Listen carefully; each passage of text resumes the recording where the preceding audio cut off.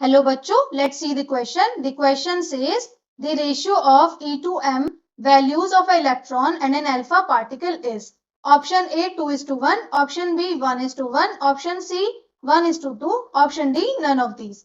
सबसे पहले इस क्वेश्चन में क्या की कॉन्सेप्ट यूज हो रहा है ये जान लेते हैं. इस क्वेश्चन में जो की कॉन्सेप्ट यूज हो रहा है वो है डिस्कवरी ऑफ सब atomic particles. Discovery of subatomic particles. Discovery of सब एटॉमिक पार्टिकल्स में हमसे चार्ज टू मास रेशियो पूछा गया है. तो चार्ज टू मास रेशियो के लिए सबसे पहले हमें मास पता होना चाहिए. मास ऑफ प्रोटॉन कितना होता है?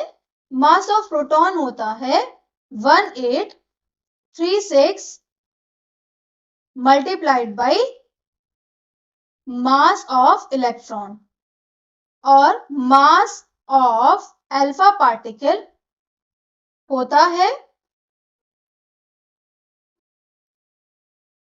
4 times the mass of proton.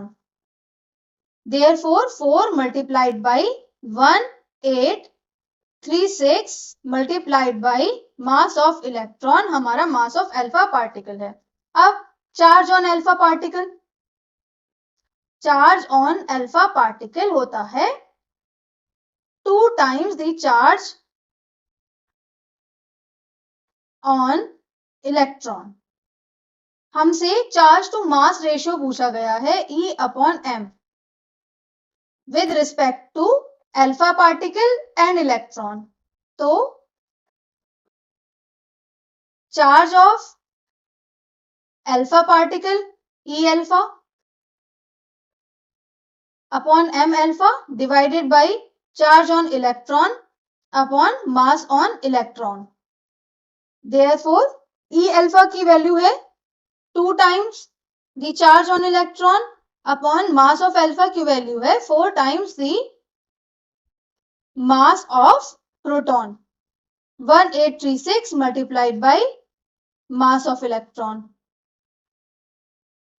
Multiply का साइन आ जाएगा, फिर उसके बाद रेसिप्रोकल होगा जिसकी वजह से हमारी इक्वेशन कुछ इस तरह से हो जाएगी. Me mass of electron upon charge on electron. So mass of electron से mass of electron cancel and charge से charge cancel. Therefore our final answer will be 1 divided by 2 multiplied by 1836 जो कि इनमें से हमारा कोई भी ऑप्शन नहीं है. Therefore option D none of these is our correct answer. Hope you understood it well. Best of luck.